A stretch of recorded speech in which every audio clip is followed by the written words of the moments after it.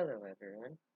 Welcome back to Unity, the True Path of Ascension. This is my Pot Smokers Bible program about Ascension, the Path of Ascension, which is what I have done. um, in every, well, this is, I guess you could call it my theory of everything, because it does incorporate all knowledge of humanity. And it is about the process of evolution, but not on the scientific level. Well, it includes the scientific level, but it goes beyond that. Um, and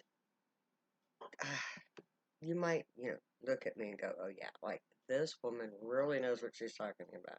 She looks like a junkie, like a tweaker." No, this is what it looks like when you're in the process of evolving, because your body goes through a form of transformation, and that is kind of what I'm doing right now.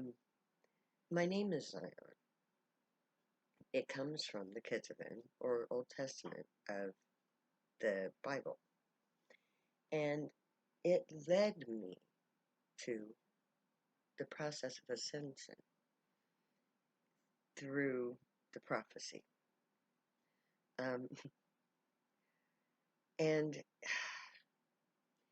I'm kind of starting at the end, because the Bible projects the final events that lead to the ascension of the female Zion. And that's who I am.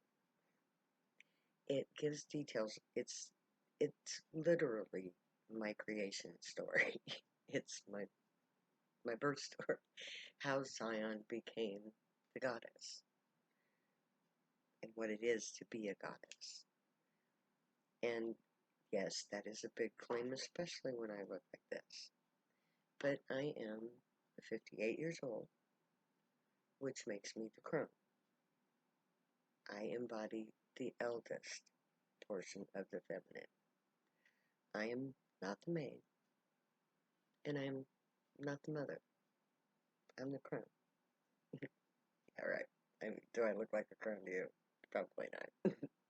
Which is part of the point. For my age, I look incredibly well. People normally say that I look about 10 years younger than I actually am. And that's because I have ascended. I have, in a sense, spiritually speaking, and everything happens on a spiritual level before it manifests into reality. So I have been working towards ascending spiritually. Now I have attained that ascension. And having attained that ascension, my body is transforming with that new reality. And it took my entire lifetime to do so. And I am called the opener of the way. Because when one person does something, it opens the pathway for others to follow. And which is why I'm the teacher. I opened the pathway. So I alone know how I did it. And that's what this series is about. How I ascended, what that means, and how you can follow. And the program is called Unity, the True Path of Ascension, because unity is the key. Now, up until now, in our religious aspect, as the human race, all of our religions have been singular, even those that have multiple gods, because it always involves the individual soul on their path to ascent. But it's always a singular path of the individual practitioner, the individual believer, the faithful. But it's the one person. And with that singular person, there is no unity. And without unity, there is no way. And that is what I have learned. Now, as I said, I'm in the process of ascending. I'm not done. And part of the reason that I'm not done is that I lack unity.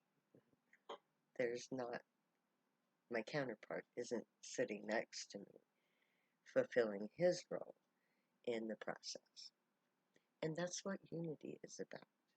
That's what love is. Because without love, there is no unity, and without unity, there is no ascension. So I'm going to tell you the most beautiful story of life that I know. That story which was told to me upon my ascension. And it goes like this. A god and goddess decide that they want to have children. They want to settle down, and they want to take on flesh and blood, become corporeal again, and live as mortals. So, they and usually their friends that are with them all decide at the same time, okay, it's time to settle down and have children. So, they go and they find a nebula, a cloud of dust particles from an exploded sun that has the right elements for the home that they envision. And so these are spiritual beings. They have no corporeal form. Okay? So they go to the leading couple of the pantheon. And there always is. There's always one person who ascends first and becomes the head of the matriarch of the pantheon of gods and goddesses that arise from the planet that they originate from. But the planet itself originates from this group of god and goddesses. The lead couple becomes the life force of the entire solar system. They stand at the center of the nebula, and in each couple that comes with them takes a position within what will eventually become the solar system that they're creating. Now, prior to their going into this nebula, they've already decided the parameters of what they envision. And it's a simple process. They tell a story. Each couple creates in their mind their main character, their self, at the end of the lifespan when they have reattained ascension. Because they're giving up their immortality to take on flesh and to live as mortals until the age of ascension of the planet that they're creating. So they tell the story to each other of the first couple to ascend and the group of friends that ascend with them. Each couple taking on the characters of that final couple that they become. So they tell the ending of the planet's story of ascension. Because at the point of ascension, they will reactualize their true divinity and take on their godly aspects. And that is the point. So they're playing. And in this process, the act of creation itself feeds back to that moment as the couples dance, twirling around, creating gravity. They twirl around and they dance together. And this creates magnetism. And that magnetism creates the planets that they eventually become. Now, the one member of the lead couple becomes the sun. The other becomes the planet where life exists, or one of the planets where life exists, the main planet where the ascension takes place. And they allow themselves to become in part of the matrix of the planets that they inhabit, embody. So each of our planets in our solar system contains the spirit of a god or goddess that has immersed themselves in the matter of the planet that they created. And upon their awakening, they will come out of those embryos within the planet's matrix, and they will inhabit, they will become one with the bodies that they have created for themselves at the end of the age. And then, creation, then all of the children that have been created as a result of this one storyline become themselves. They may choose the path of ascension to become gods and goddesses themselves, because every soul created on the planet was created at the instance of that loving, when the god and goddess made love and created us.